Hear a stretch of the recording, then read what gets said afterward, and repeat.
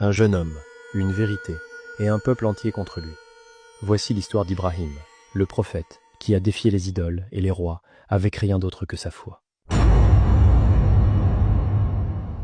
Il y a très longtemps, dans une grande cité ancienne, gouvernée par un roi puissant nommé Namroud, les gens adoraient des statues.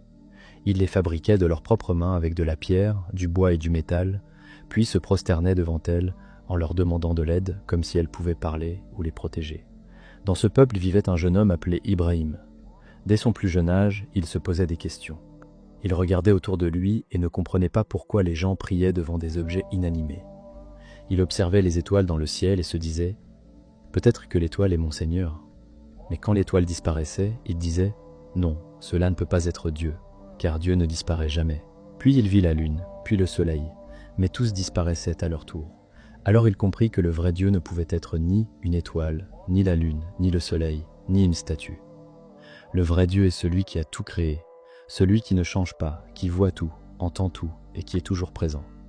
Avec courage, Ibrahim commença à parler à son peuple.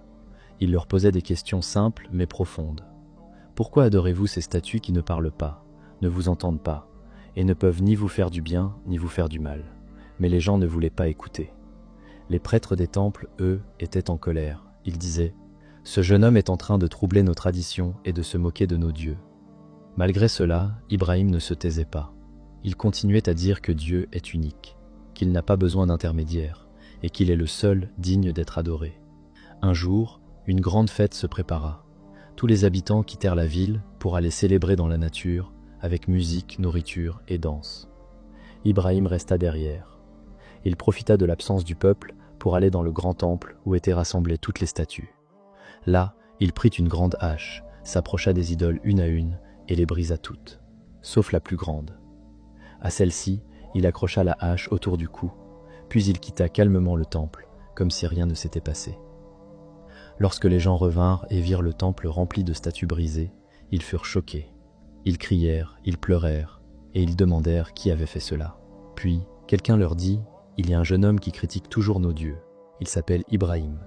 Peut-être c'est lui. » On l'amena devant le roi. Les prêtres lui dirent « Est-ce toi qui as fait cela à nos dieux ?» Ibrahim répondit « Pourquoi ne demandez-vous pas à la grande statue? Elle a une hache, peut-être qu'elle vous répondra. » Les prêtres restèrent muets. Ils savaient que la statue ne pouvait ni parler ni agir. Ils étaient humiliés. Le peuple aussi commençait à réfléchir. Mais au lieu de reconnaître la vérité, les chefs décidèrent de punir Ibrahim. Ils crièrent « Brûlez-le! Faites une grande fournaise